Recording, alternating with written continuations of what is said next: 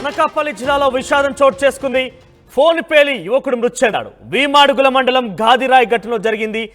గేదెల పాకపై ఇక్కడ పిడుగు పడింది. ఆ పిడుగు పడినటువంటి ఆ గేదెల పాక పక్కనే భవానీ శంకర్ అనే ఒక యువకుడు ఫోన్ చూసుకుంటున్నాడు. సో ఈ నేపథ్యంలోనే ఫోన్ పేలడంతో భవానీ శంకర్కు తీవ్ర గాయాలయ్యాయి. హాస్పిటల్కు తరలిస్తుండగానే మార్గ మధ్యలోనే ఆయన మృతి చెందాడు. ఒకసారిగా పిడుగుపాటు పడడంతో గేదెల పాక మొత్తం కూడా అక్కడ అగ్ని ప్రమాదానికి గురి అయింది.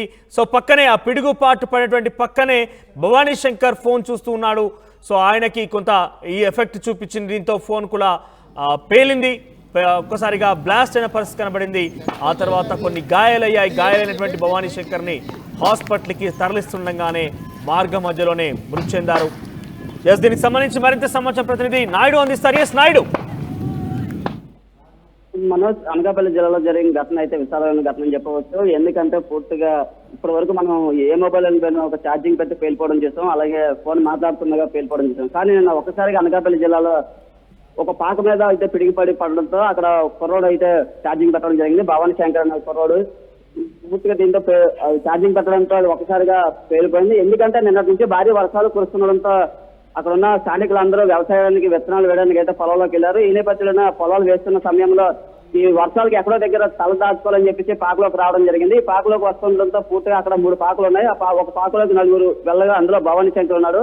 వాళ్ళ తండ్రి కూడా ఉండడంతో పూర్తిగా అక్కడ ఛార్జింగ్ పెట్టి ఫోన్ మాట్లాడుతుండడంతో ఒక్కసారిగా పేలిపోయింది. ఎందుకంటే పిడిగిపాటు పడడంతో అక్కడ 3 పాకలు అయితే దగ్ధమైన పరిస్థితి. మిగతా ముగ్గురు కూడా బయటకు వచ్చి తమ ప్రాణాలు కాపాడుకున్న యువకుడు అయితే మాత్రం చనిపోవడం జరిగింది. మనోజ్. ఎస్ రైట్ నాయుడు.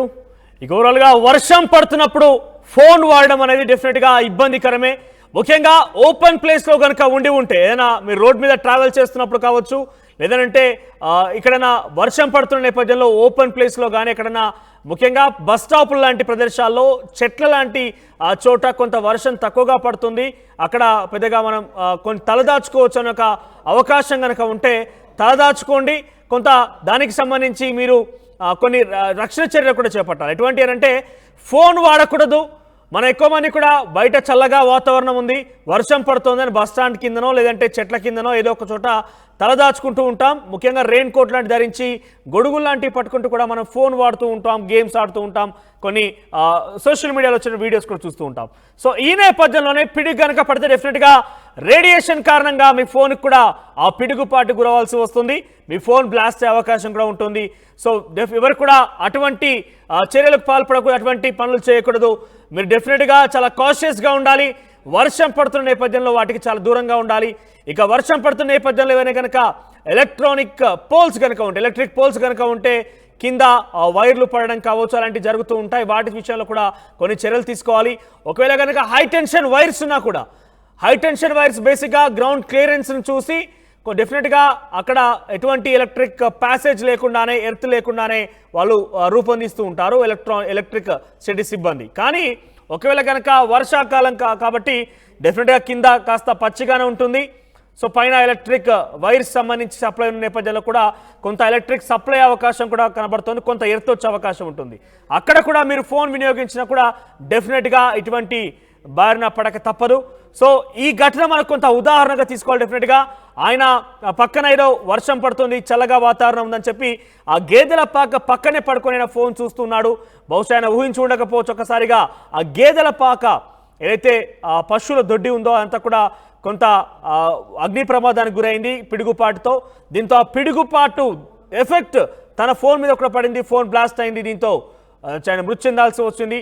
సో ఒకసారిగా మన ఫోటోలు చూస్తే కనుక పెద్దగా వయసున్న వ్యక్తి ఏం కాదు, చాలా టీనేజ్లో ఉన్న వ్యక్తి. బహుశా భవానీ శంకర్ అనే ఒక యువకుడు ఫోన్ అనుకున్న, బహుశా ఆయన ఎక్కడ కూడా ఊహించి ఉండడు.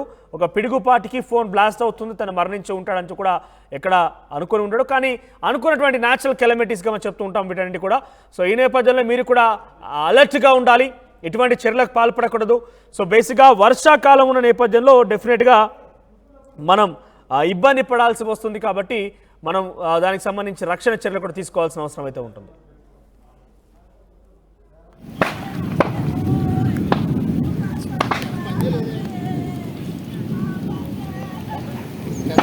అది